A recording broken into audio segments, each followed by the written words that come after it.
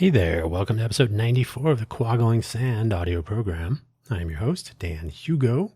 You are listening to this being recorded, I am listening to this being recorded at 11:11 a.m. I guess people like to point that out, so nothing special about this, but 11:11 in the morning on Wednesday, August 27, 2025. This will be published today after I'm finished. Normally published on Wednesdays, so good timing. Today's title and topic, job markets, seems apropos for the news of the day every single day, probably for the next few years.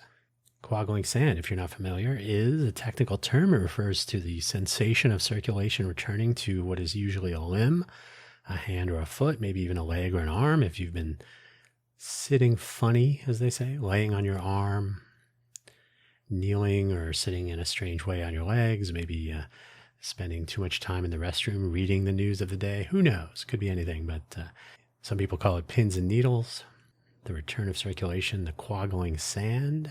Here used to denote the telling of stories, the recalling of tales, the sharing of experiences. You may find them helpful, useful, and maybe even entertaining. Who knows? Who knows? But I'm here to tell them for posterity.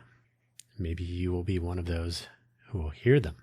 That's the deal. Hopefully, wherever you found this audio program, you're able to locate the episode description, which contains the show notes. The show notes contain a summary, which I'll read to you. It's a long sentence today. No, maybe two. Yeah, two. And a couple of links, although I will point out, I'm still trying to figure out the best strategy. You may have found this episode on YouTube, which has recently become a place where I publish my audio programs as podcasts. So the video portion is a static frame, the cover art. So at some point I'll have to try to make that more interesting, or however that works. Also available on Apple Podcasts, Amazon Podcasts, Spotify, of course, maybe a few extra places, and hopefully more. I recently discovered that this audio program is listed on IMDb for some reason. So go figure. So there's a couple of links today. The links will probably change around as I try to sort this out across my various audio programs, which, coincidentally, you can find all in one place on the first link. But first, the summary of today's episode. The summary indeed is this. I entered the job market in 1993, in 2001, in 2005, in 2008, in 2013, probably in 2024, certainly in 2025. We're all always looking, I hope. When you that's a little ad lib there. When you think about it, the job market is not really a pipeline from the first day on a job to retirement 40 years later or so. And that does not appear to be something anyone wants or is looking to get back to. That was back in the old days. These now, though, are certainly interesting times. The links, as I mentioned, that first one, buy Dan a coffee. You don't have to. Don't think of it as an obligation to spend money. You can if you want. buymeacoffee.com/DanHugo. That's DANHUGO. This will land you on a profile page, a freeform profile page. Yeah, there's some buttons next to it if you want to donate money. And donate is not, I'm not a charity. I am the managing director of a charity. That's a totally different thing. There's a link to that on this profile page. There's a little biographical information at the top, links to my various audio programs and the ever-growing number of ways that you can find them and consume them, and some affiliate links. You can click on those, and I'll make a couple of pennies here and there that will add no cost to you. But generally speaking, this is free, and you are under no obligation to spend any money or buy anything. There are also some links to some projects I'm working on, so you can just generally see what I'm up to. Buy Me an Update is an audio program that used to be published exclusively at Buy Me a Coffee. It's at buymeacoffee.com/danhugo/posts. And it's still published there. I publish it there first. It's published on Mondays. It's a very quick rundown on the week previous audio program topics, and then the upcoming news, any news and announcements for the coming week or weeks. It's published Monday mornings. Still published there, but also available now in all the usual places like everything else. So that is linked. The YouTube, the place to find it on YouTube, the Spotify stuff, everything is in the profile page, buymeacoffee.com/DanHugo. There is another program, Coffee Solo. It's published whenever, however. On the other coffee website that you can also make contributions through, but you don't have to, ko-fi.com, ko-fi.com/Dan Hugo/posts. The hyphen is usually next to the 0 on most keyboards. On your phone, I don't know, it could be anywhere. This has no particular topic. It could be anything. I publish it whenever, like I said, and so that's still going. It also was an exclusively published through that platform content program, but that is also now available as well in all the usual places. By the way, and this is something I'll update the links with, there is a link on the Buy Me a Coffee profile page to this, but there is a website now, super simple as I'm typing now, as I'm speaking now, but hopefully I'm not typing yet, but hopefully in the near future, you will be able to find more interesting stuff. But I've had danhugo.com, DANHUGO.com, danhugo.com. I've had that domain forever, almost as long as I've been around. And so because Buy Me an Update and Coffee Solo are both sort of my personal whimsy, they are available through the danhugo.com domain. So I have like a primary point of publication that will eventually kind of take over where you'll find the shows, and there'll be links to all these other places. I don't want to rely on Spotify. And then the other thing is there is a website for Quaggling Sand, quagglingsand.com, also linked from Buy Me a Coffee. So the whole link situation, how to best provide these and share them and so on, is kind of in flux right now. But yeah, stuff's going on. So in that vein, let's get on with the show. The sooner we start, the sooner we can end. So to start, I will say I misrepresented my first entry into the job market. It was actually even before this, but let's start with high school jobs. Everybody gets those, I think. Most people do anyway. I got a job during my sophomore year of high school. I think it was. I usually look at entering the job market as a post-graduation endeavor, which we'll get to next. But getting jobs in high school was a little weird as I look back at those days, at these things, the job market history and my place in it. The landmark job was, I had done other this and that sort of things even before high school. But the landmark job was my working for a co-op McDonald's store inside the Metro Center Mall in Phoenix. I said co-op, the person that owned that store owned two others in downtown Phoenix. So they were not company stores. They were sort of somewhere in the middle. They were not independent franchises. So whatever. I don't even know if McDonald's does co-ops anymore. Metro Center Mall, McDonald's. Quite an experience. Now, I got this job because two of my fellow AFJ ROTC, that's Air Force Junior ROTC, colleagues had started working there. And I think one of them actually knew someone there first. So that was John. John got the job first. He got our mutual friend Adam the job there. And then the two of them said, hey, you should come and work with us.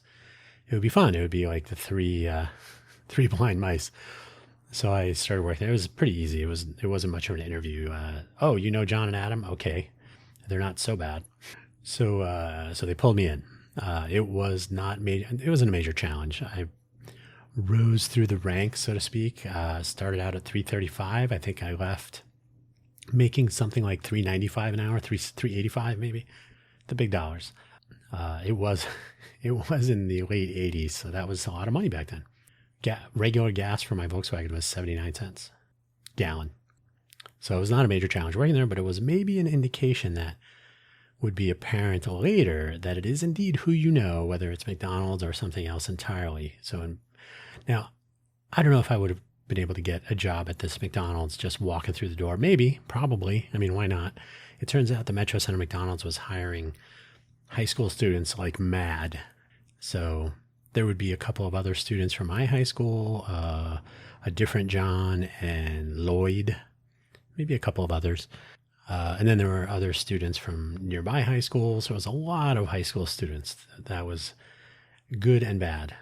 I also had a job installing fire and burglar alarms with this guy. His name was Robert Smith, not of The Cure, despite my sister asking him about this whenever he called me at home. And this was in the pre-cell phone days, so everybody kind of knew, oh, I'm calling a high school student who works for me. I'm going to talk to his parents at some point, his siblings.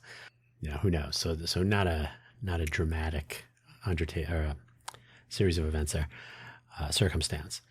But it was during my senior year. I met him through the Apple user group, of which I have spoken previously. I think I did an episode on special interest groups, maybe. I can't remember. So another example of knowing people. By the way, both McDonald's and this sort of apprentice light job for a one-person consulting services business were actually extremely educational. So I'm not denigrating those opportunities that I had. They were good. They were actually useful, educational. They were. Well, I'm talking about them right now. So they left an impression. But certainly knowing people is very helpful. Knowing people who are helpful is even more helpful. And then there was college. This is not a key part of my resume, although it was. It's not anymore. When I first graduated, I had all these on there. But these were important, the college jobs. The job market in college is a little odd. And since many Harvey Mudd students were, maybe still are, on some sort of financial aid, Harvey Mudd was expensive. It's only gotten more expensive. And all college education is a little pricey. Work study was built into the program to enable textbook purchases, and there's no comment on that scam. Though our biology professor, Dr. Bill Purvez at the time, I believe he is now the late Dr. Bill Purvez, from what I understand. He had his own textbook for his class, biology, and so he gave us his cut of the money back per student. He basically stood up at the class and then on the first day and said, okay, we're using my textbook. I know you had to go to the bookstore and buy it. So I will at least give you back the money I got from each book purchase, because I don't expect to make money on my students. So that was okay, I guess. It's still a scam, but for what it's worth, a little bit of transparency there. I worked on campus as a so-called computer consultant in the computer science department. And I spoke about this recently in the VAX episode. I was a shop proctor and a shop co-manager for E54 in the engineering department. That was fun. I worked in the library on the late shift as much as I could throughout my entire college career. I was paid to do homework. I think I've talked about that previously in the Meet Me in the Library episode. I was a Mathematica consultant, helping people with their math problems on other campuses. Mud people would be like, I don't need help. But anybody who needed help with Mathematica to do some plots and whatnot. Mathematica uses an unusual programming language, which I was much better at back in the day. And while all of these were actually great jobs, and they did put some spending money in my pockets, which was always nice, I think we were making like $12 an hour, maybe. I made slightly more when I moved up to Silicon Valley back in the day. Sort of funny looking back at that now. So yeah, all these are good, and I made money and stuff. But my off-campus job tutoring elementary kids on their campus, so going to the school and working there, was perhaps the most interesting and sort of consequential, I suppose. I mean, all of them were. Working in a library is something everybody should do. And when I was consulting for the computer science department, that was my first exposure to Unix, Sun OS really, and to Dynix on their sequent balance and later sequence symmetry server, their big iron. I don't know if it's fair to call it it was probably more of a mini computer, a big mini computer. Here, and this was the tutoring thing, here, absolutely referral based with a recommendation from a professor running the tutoring program who interfaced with the school. I don't know if he did more than one school, but he didn't really know me, barely. So they really did no sort of checking regarding any issue a college student might have interacting largely unsupervised with 10-year-old kids. So looking back at that, it seems like a security problem. It's not an issue for me. I have no drama with kids and certainly no record. So that was good. But personally, if I was like a parent or something, or a teacher or the school itself, that, and maybe the world, if you're on that side of things, I would be thinking, did no one do any sort of background check on these students that are teaching my kid? So something to think about. But, for me, I'm fine. But children are the future after all, so we should be careful with that stuff. All that said, it was actually really interesting to have a formal tutoring role with these kids, allegedly slow in their math pursuits. That was the story I was told up front. But actually, it's because they were bored, and they were bored because they were too advanced. They were sitting in class like, I get it, but they were moving along at the, slightly below average pace, and they just got bored and lost interest, and that can happen. Education system. So this is actually a story I tell sometimes whenever I'm talking about education, because people who believe that students are not motivated, sometimes it's the program, not the student. Something to think about. Then the recession. Or not the recession, we were coming out of it. So when I graduated from college, I graduated in 1993. I've talked about this before. I had cast my first vote for a president. I had turned 21 my junior year, so I was able, I think when I was 18, I was just entering college. So I didn't vote for Bush 41, but he was defeated, I suppose, by Clinton. I had voted for him, and that was mostly based around the Iraq War and whatnot. So I didn't foresee the vast changes in the economy and the coming of the invention of the internet by Al Gore. I make that joke frequently, but they did do some things that kind of enabled the good and the bad. But so I entered the job market just as the recession was pulling up out of a steep dive. That was my entry into the job market for real with my college degree in hand. So it was May of 1993. Well, actually, I tried pulling the door and it was locked. I stayed on the Scripps College campus searching for jobs, copying graduation videos to VHS tapes. I had like one source and like 4 copy decks to copy to, and I was getting paid however many dollars per hour. It was a work-study job. But as my friend and boss, Matt Masterson, the late Matt Masterson, unfortunately, had said, and that guy helped in a variety of ways. He was a very nice guy. The world lost an interesting character. But he said, just pop a tape in and go do whatever you want. And I'm going to pay you for the time copying, not the time you spend pushing the tapes into the decks.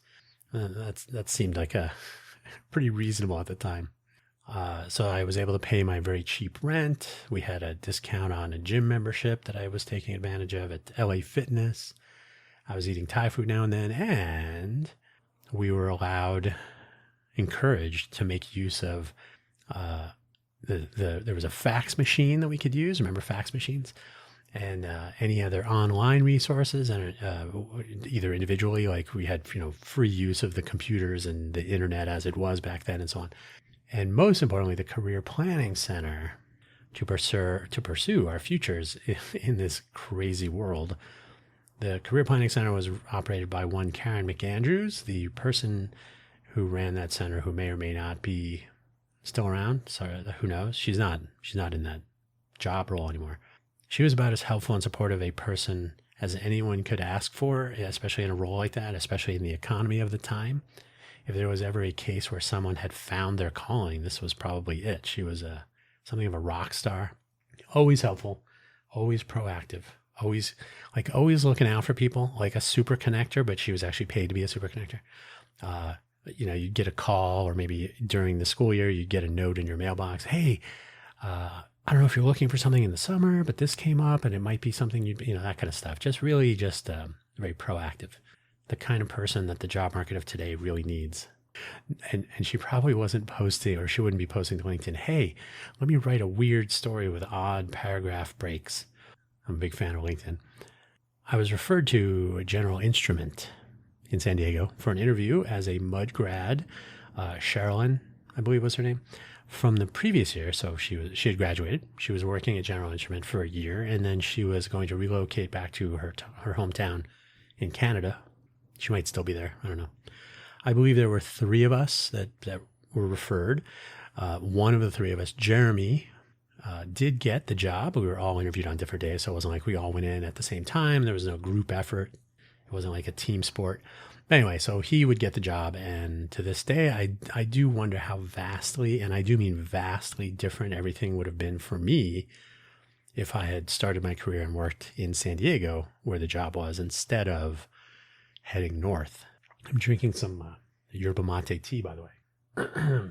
Hoping to get this. I wish my voice would be consistent. I need to figure out what the formula is. At some point, after hearing about these 2 goofballs from Ziff Davis, think Macweek magazine, for example, who they had been hiring mud grads each year for a few years in the Bay Area. That was in Foster City, up the peninsula.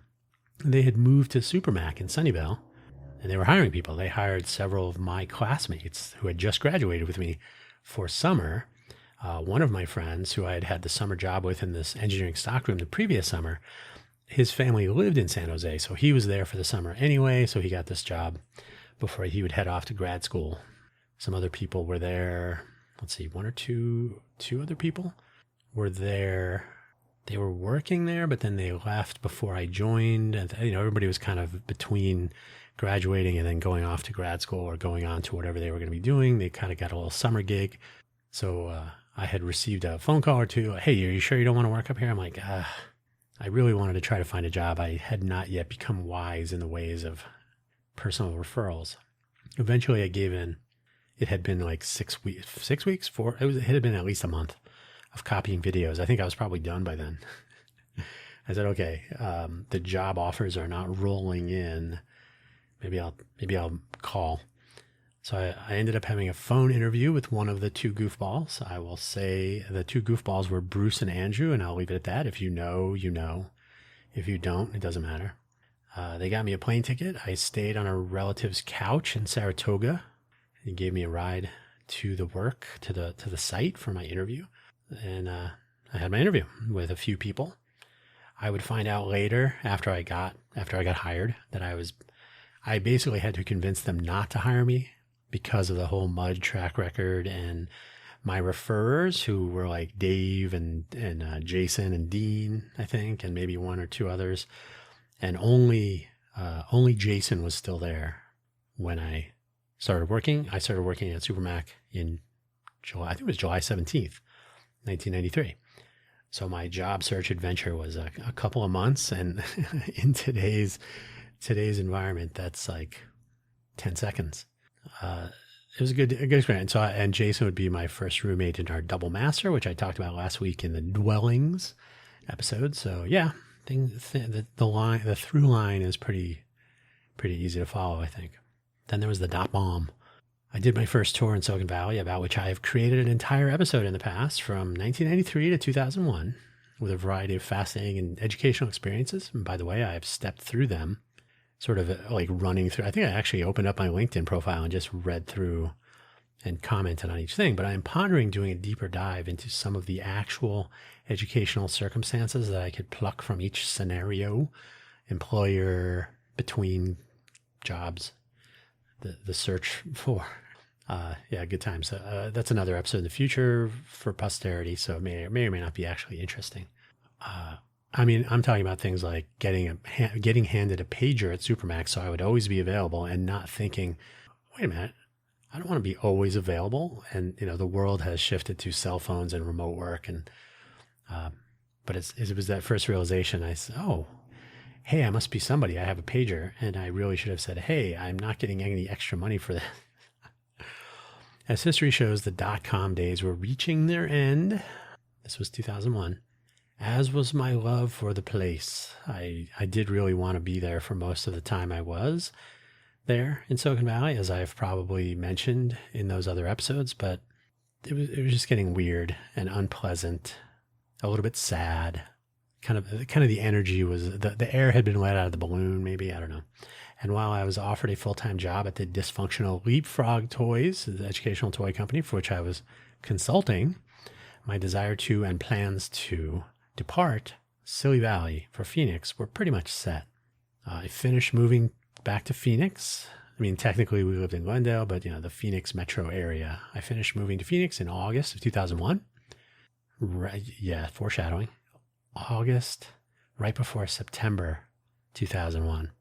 Wrapping up my Leapfrog stuff, getting my final check from them was another matter that took a couple of months. That's one of the joys. Like, hey, we'd like to offer you a full-time position here. Yeah, you guys don't pay me. I need to pull teeth whenever I need to get a check or an invoice paid. Get a check from you. Oh, well, that would be better if you were an employee. Yeah, no. They were not a great company, and they got bought out by VTech, and I don't even know whatever happened to them. My goal would be to take a break after I moved, after I was done. And you can the dusting of the hands, which I'm done with this place. Silicon Valley as a whole. I was going to enjoy some time back in Phoenix, and it had changed quite a bit. So I was going to kind of reconnect with where I grew up and whatnot. And I also had no network of any kind. I was basically by myself in Phoenix, family and myself, right? So that was to be a challenge, to be sure. Turns out I didn't have those connections to at least get my foot in the door, get my resume onto the right chair. And so I was going to commence looking for remote consulting work and whatnot. Hey, friend back in Silicon Valley, I can charge less money because cost of living in Phoenix is like 25, 50% of Silicon Valley at the time, somewhere in there. This would all change on September 11th, 2001, of course, along with the entire world. I think enough time has passed by now, so we don't need to dwell on the world part too much, but I will say it did change. Basically it was like, oh no, we're not remote consulting now. We're getting rid of people. We're not going to hire someone and pay them less money to do Silicon Valley quality of work.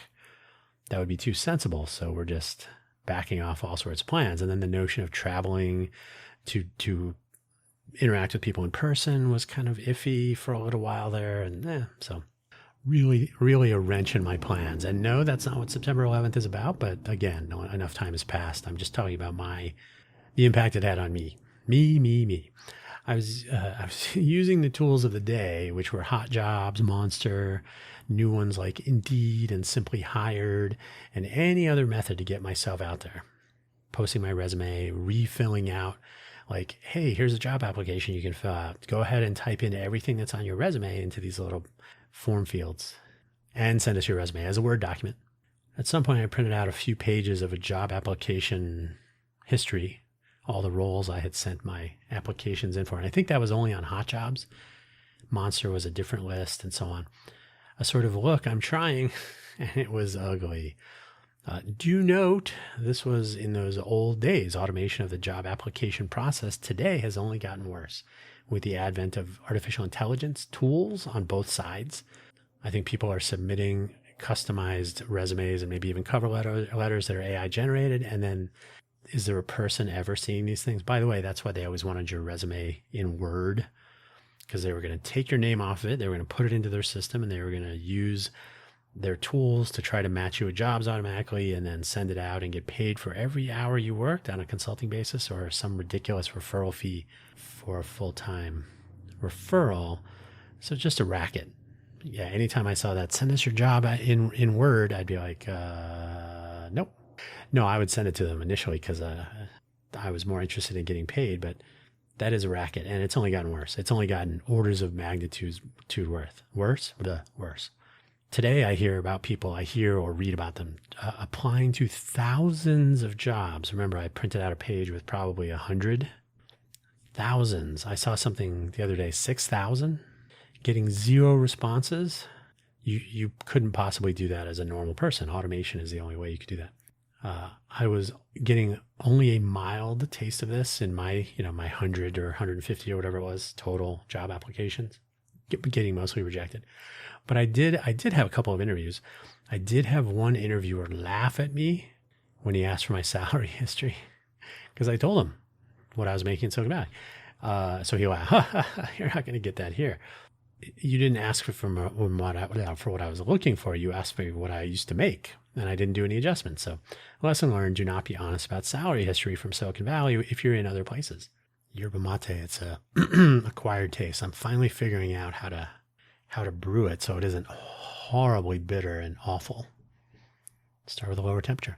So everything was different. I moved back to Silicon Valley for my second tour. Again, I've talked about this in detail in a previous episode, taking a job with Salon.com, the online magazine, which when I joined them was 10 years a public company with one profitable quarter. It was my one and only .com job throughout my entire Silicon Valley career. That was interesting and educational. Another job through someone I knew, in fact. It was one of the people who interviewed me at my Supermac job. Profoundly frustrating, but an educational experience, an education in commuting a distance to work, to be sure. And that was not a fun learning experience. If I had this notion in mind before, it sort of cemented the deal. the notion that I would want to drive from Sunnyvale to San Francisco and drive back, deal with parking, not appealing. So while the train had its challenges, the notion that I could get on a train and sleep or read, the Caltrain at the time, I don't know if they still do, they allowed you to eat and drink on the plane. So you could bring breakfast. You could grab dinner on your way down and have dinner on the train, getting back home. You do whatever you want. Yeah, I mean, that was not the worst part of the commute. The commute was like when I arrived in San Francisco, why am I working here?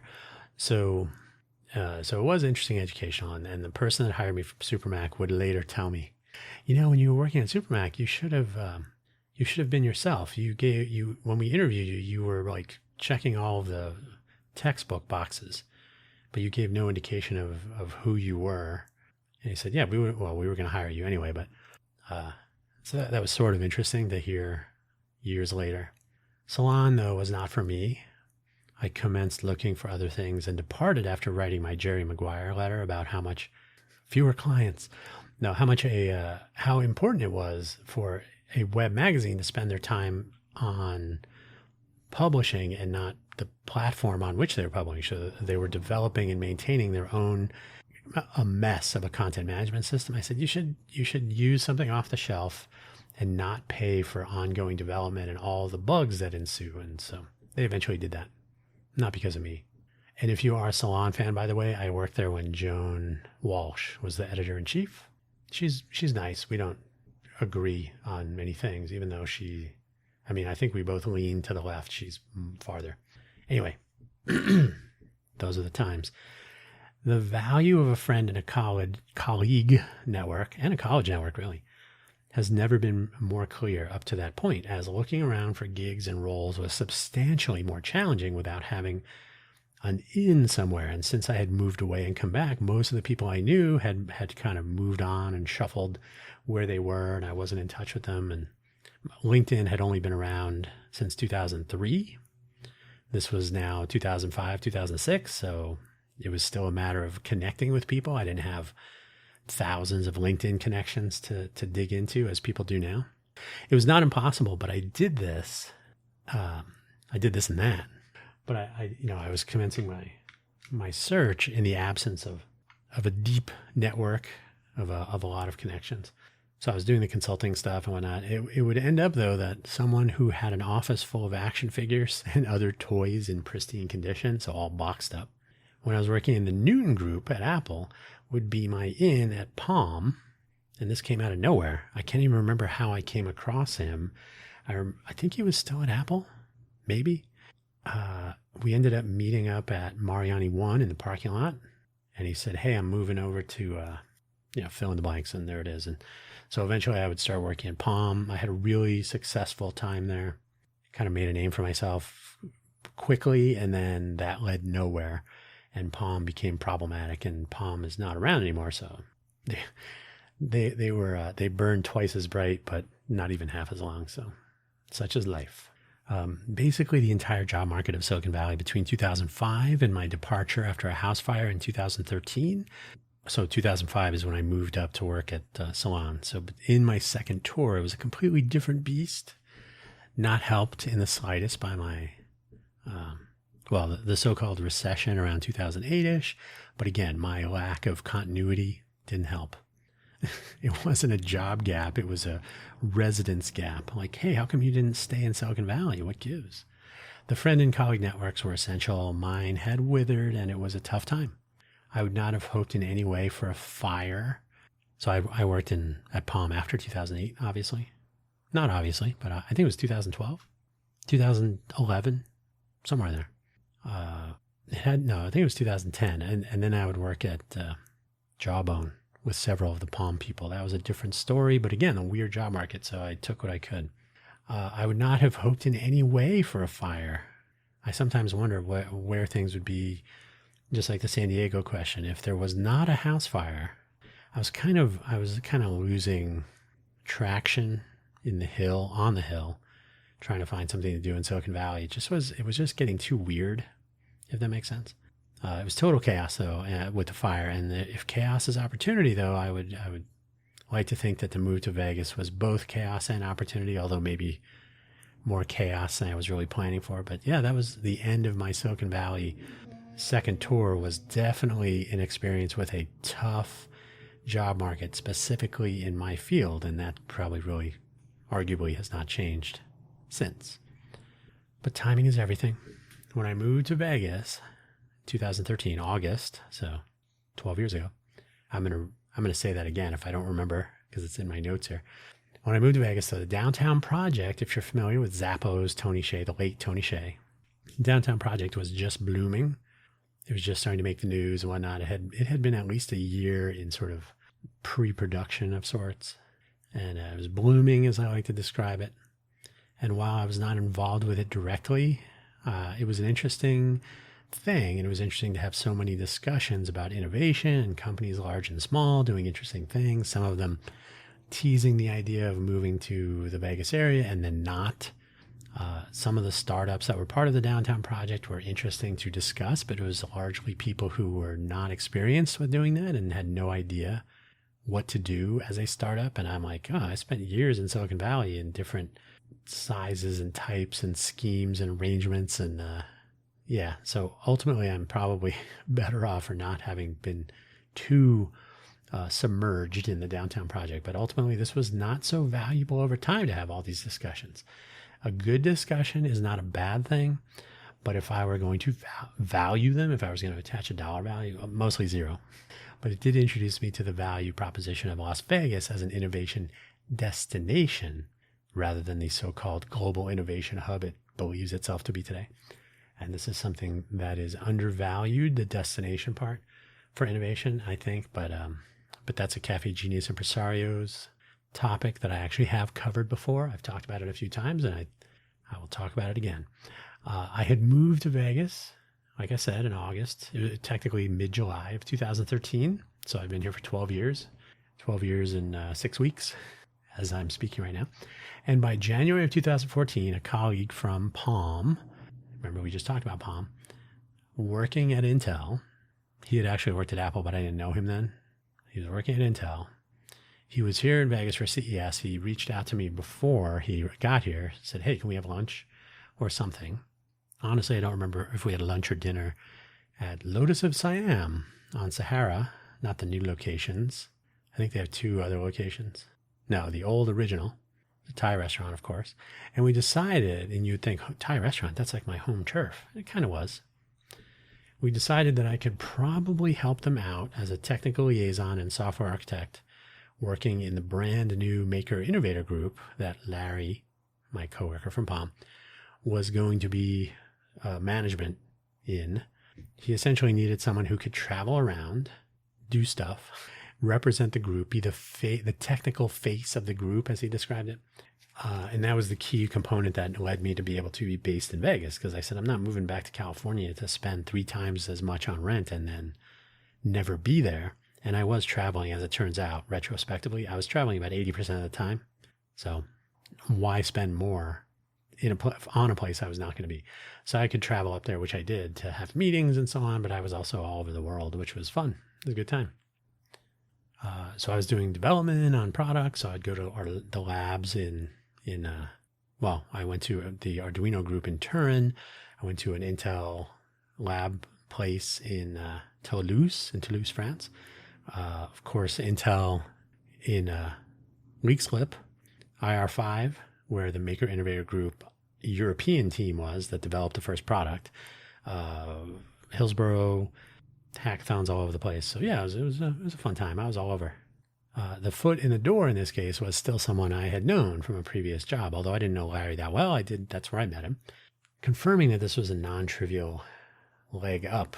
I don't know if I would have gotten this job if Larry hadn't kind of said, yeah, sure.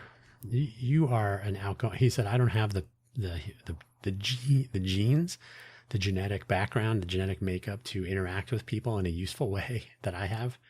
So he said, yeah, you will be going out and doing the talking to people, which I did. This notion that this was a good fit was short-lived, as Intel, realized that makers were buying 1 or 2 things not 1 or 2 million things per quarter. I mean, 1 or 2 things at all. It was fun while it lasted, definitely. And I took a layoff, and Intel had been doing that with reckless abandon. I think I was part of a 12,000 person RIF, reduction in force. And they've had a few of those since, and they're, yeah, Intel. I've always been more a fan of AMD, if I'm being honest. The pandemic, which would come after my time at Intel, made for some truly interesting times. And while my job market took some weird turns, working in my field, I wrote a misspelling of a word. Working in my field in Las Vegas for someone else, like trying to find a job role locally, it's nearly impossible without some secret back way in. This is not Silicon Valley. It's never going to be. So there tends to be can you do our website? No. Do you need any databases designed or any scientific sensors? You got hardware sensors? You want to do some IoT? No, we just need a website. That's not at all what I do. From what I can tell, anyway, about the job market here, it's just not the same as other places. And while Vegas is convincing itself that it will be the next Silicon Valley, the reality has not quite caught up with this idea. As I mentioned, I see horror stories recounting thousands of job applications sent out by generally qualified people with 0 responses. I can guarantee I would be one of those. And they don't even get AI interviews, which is the new thing, which would be ridiculous. And there are often screens, they call them. So they want to screen out candidates that are not a good fit. And those are inhuman. They essentially start out by assuming you're lying. We just need to go ahead and confirm some of the claims you're making on your resume. Great. This is definitely a company I want to work for. They place an impossible obstruction in the way of any potential wins on the part of the employee, but also on the employer. Ultimately, I think this costs the employers over time. They're turning away really good candidates. Now, I'm not of the opinion that, you shouldn't need a college degree. I think it totally depends. You can't make a blanket statement like that. My joke is usually, I think college education is totally overrated. I have this conversation with my doctor, who also feels that medical school is overrated, and so he didn't go there. And I'm like, yeah, wait a minute. But I think it costs employers. They're turning away candidates who could probably, production by a street, they're turning away employees that could probably really make a difference, because often there's like a hidden gem of insight that can be found from people who have unique and possibly diverse backgrounds. I'm tooting my own horn here. When they come into a new situation, they'll say, oh, this kind of reminds me of something completely unrelated. Production by a noisy street. I think this will be interesting. And the fact that now the qualified workforce is taking the hit today, especially for AI hires and whatnot, we'll pay for that later. So really, in my opinion, if there's a take-home lesson here, or maybe an intermezzo, somewhere along the lines I asserted this more than once. The tax code says it all. Start a business. It doesn't say it in so many words, but the instability of the job market and economy over short intervals, like every time there's an administration change, every time there's a geopolitical scenario or violence, military action, it could be anything. Supply chain issues, of course. The pandemic introduced us to all sorts of vulnerabilities and instabilities. So given all those things, the same messages start more than one business. And my various work experiences, from trying to get jobs I'm overqualified for to finding that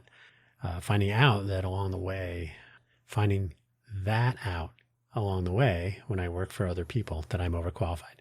And then moving on, or in the rare case of getting laid off twice in 30 years, which is not a lot.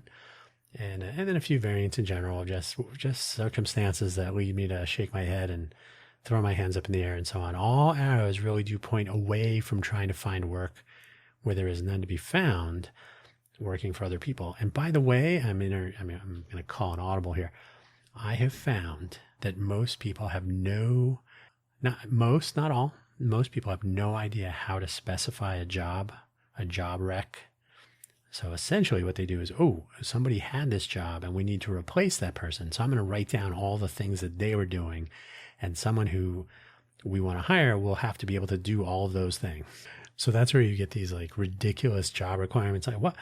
You want to hire someone anyway, I'm not going to, it's sort of comical, but also sad. And then you'll find people who don't know how to try to match. So they're professional job recruiters. They know how to look at a job requirements document. They know how to look at resumes, and then they have a useful conversation. But those are not common.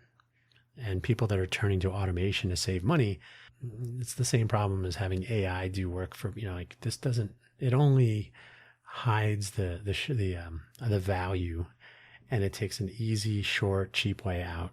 And you'll get someone, maybe, but ultimately over the long term, I think that ends up being far more expensive. These are rationalizations, perhaps. So layoffs, there have been layoffs a lot lately.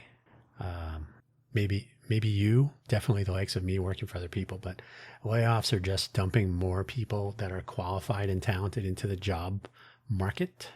So AI can replace them, starting with tech workers, sort of ironically, but replacing a lot of so-called knowledge work, especially junior level. So the junior roles, and that's if you believe the news of the day for the last few months, the junior roles are not being filled by humans. Over time, you have now no senior roles filled by those same humans because they are not there. So that ends badly in the future. AI is not good at reasoning, and you learn to become good at reasoning as a human by interacting with people who are good at reasoning. It could be lucrative for this quarter, maybe for the next one, but down the road, we'll pay. Part of my repeated assertion, as I mentioned, is that depending on an employer simply does not scale. So stay with me here. This is logical. I'm not trying to convince you. I'm just pointing out my observations. And aside from health insurance, which is a corruption of any reasonable healthcare system to require the way that insurance is made available to people, that it's essentially required to have a job for a company. And they make healthcare very painful to select and configure. You have sort of what is it called? What do they call it? Like you can do it twice a year when you can, open enrollment. There you go. So when you first start at the company, they're like, okay, here's 10,000 pages of documents you have to flip through and decide by Friday. Like, oh my God. So healthcare is like this big draw, unfortunately. But working for a company is in the end a problem most of the time for a variety of reasons. You may feel you are a part of a family, but when your family can send you on your way with a check and well wishes, like, okay, you're not part of the family anymore. See ya. That is a weird and dysfunctional family you should not depend upon. This and the more classic argument, and the one that you should really be taking home from this audio program, trading time for money rarely works in your favor. You probably work, if you work hourly, if you work 2,080 hours per year, that's 52 40-hour work weeks. You can factor in vacation time and all that, but 2,080 hours. You can't really work more hours than that. If you do work hourly and you force your employer to pay you overtime, they will say, no, don't work. So you may or may not be able to work more than that. There are people who are tipped employees. That's a different discussion. I find the gratuity economy problematic, but that's a different thing. But if you are an employee, if you are a exempt employee, you can work 2,080 hours. You can work 4,160 hours if you want. You probably will get the same amount of money. You may have some sort of a back-end deal, like some sort of profit sharing maybe, but if you don't have a deal like that, you are literally taking a pay cut by trading your time for money. This is not an idea I came up with. When I first read that, I was like, yeah, that sucks. And anyone who's in sales will tell you, you should be in sales. You want to get commissions and some sort of fraction of the business that you are bringing in. You don't want to get this flat rate, trade your time for money deal. So that's a painful realization when you make it. Hopefully you have. And I'm not trying to make a Marxist argument here. I'm not trying to say like, the worker should revolt. But when you work for a company, the whole entire economy of companies is to have employees that are making the products or the services, and the company makes a profit and you get a piece of that. And if you have arranged for a constant number, a salary and health benefits and whatever your benefits package is, that's pretty much it. And no matter how, if you work harder, more hours, you don't necessarily get something for that. The company might, but you might not. It's every case is different. But yeah, at the end of the day, you're like, okay, wait, why am I doing this for someone else? I should be doing this for myself. So those making commissions or other profit sharing options work out closer to the best case. But most engineering people, they would never think about doing that. That's why but go to a startup and get ISOs or stock options of some sort, or now it's what is it, RSUs, something, stock units, whatever. Okay, great. Right. You get a little, so you got to be in the founding group. You got to be a founder of a startup to get anywhere. That's a whole different ball of wax. But at this point, I think if you're the founder of a company, you did your thing. You got your bragging rights. You made you sold it, whatever you did. I've known too many people through my career who jumped in at the right point, got a nice stock grant, sold. Like, oh, I got wealthy working at Netscape. Okay, what did you do there? I got my stock options. I waited and I sold them. They didn't really do anything, so I don't really have respect for those people. But that doesn't help here. I know there is some finger wagging right now at people who were able to take advantage of remote work and taking more than one full-time job and whatnot. Oh, those people shouldn't be allowed to do that. But when you really think about it, this is how employment should work.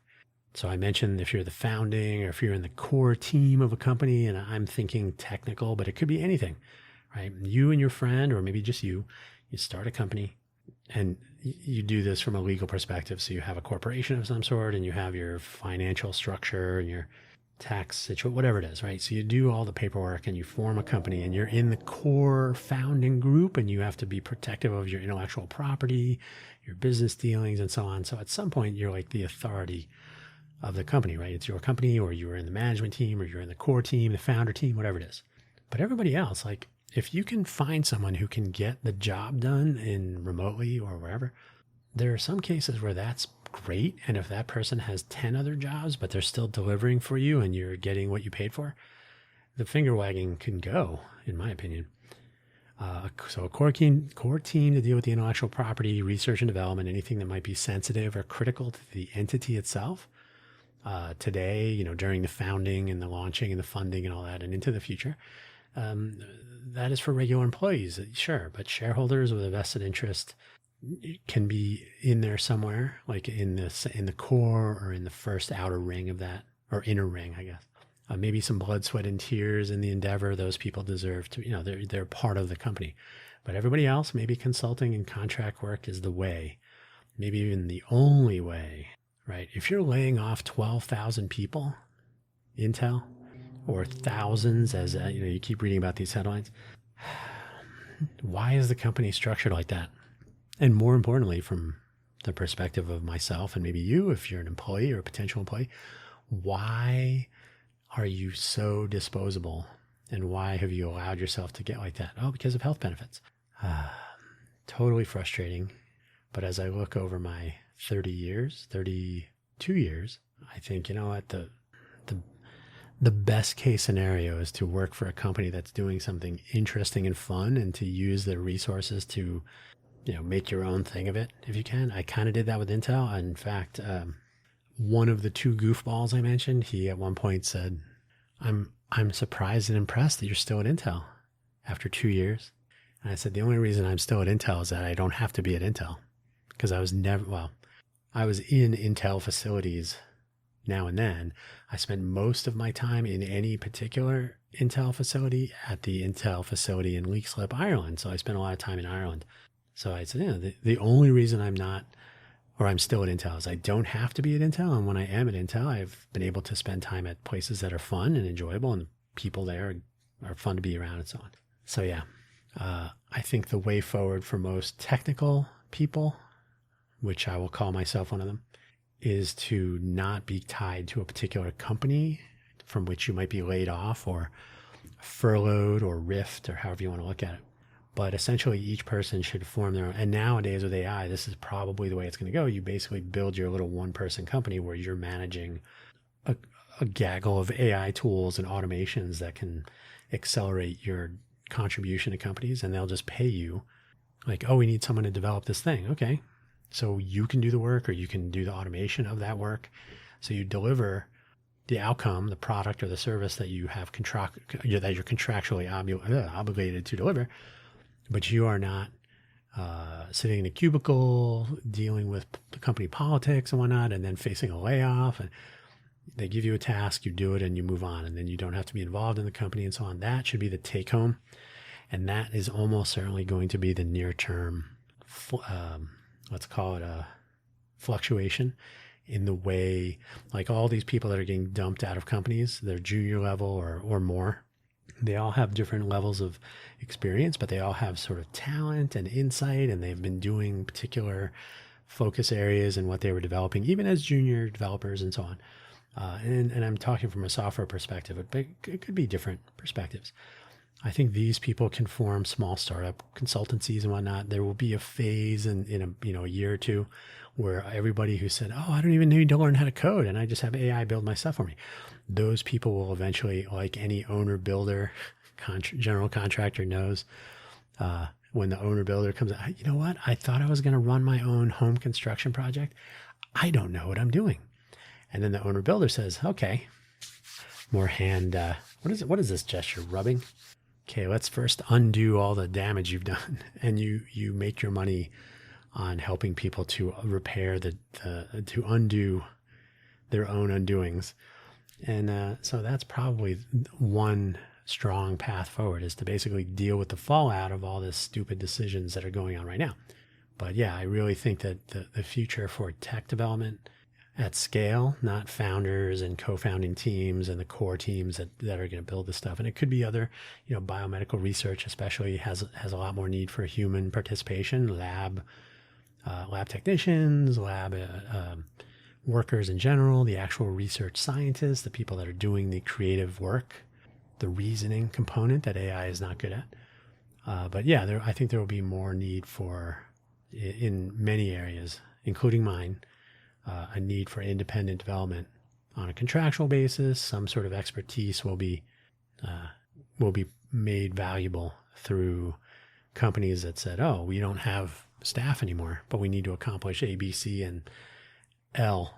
And somebody will come along and say, oh, I can do A through L. I can do all those. And I can do it in, just pay me a bunch of money. And there you go. Anyway, the job market, crazy. I don't know what's going on, to be honest. And I don't think anybody really does. I think it's total chaos. And the next, this quarter is about to end next month. So we're going to start seeing, I guess NVIDIA is going to announce earnings soon. Wait, is it this? Yeah, July, August, September. Yeah. So next month, NVIDIA is going to be the big flag, whether it's waving in the good direction or the bad direction for the AI, the so-called AI bubble. And then we'll see what happens over the next couple of quarters. Are we in a recession? Is the job market going to continue tanking, et cetera, et cetera? But I think independent contributors with the help of AI automation, I don't like AI writing code for you or me, but to be able to orchestrate, automation so that the product you deliver is ultimately your work, but can be accelerated. And I think it's been said best by the likes of Primogen. If you're a Primogen fan, for example, he's a former Netflix developer and whatnot. He's an interesting character, YouTuber, Twitch content creator, live coding and commentary and so on. He said it best a few months ago. I've kind of jumped on that bandwagon, which is if you already know how to code, AI tools can make you faster. They don't necessarily make you better. They don't necessarily do any magic, but they will help you get through your coding tasks quicker. You can spend more time on design and architecture, and the AI can do the coding, doing the sit-ups, the sloggy, like, I got to do more sit-ups.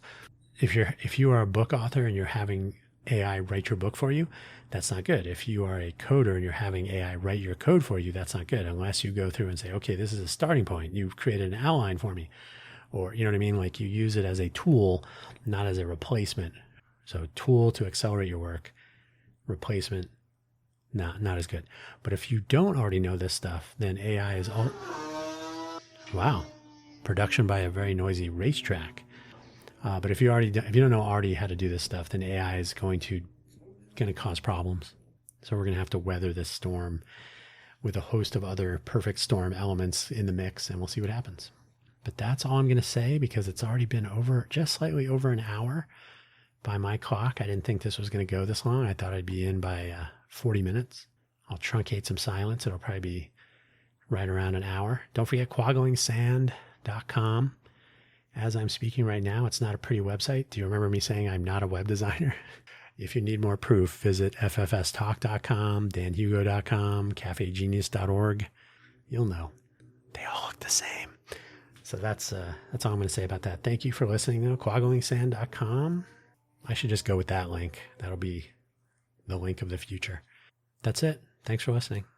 Hopefully this job market gets better for everybody. Take care. Bye-bye.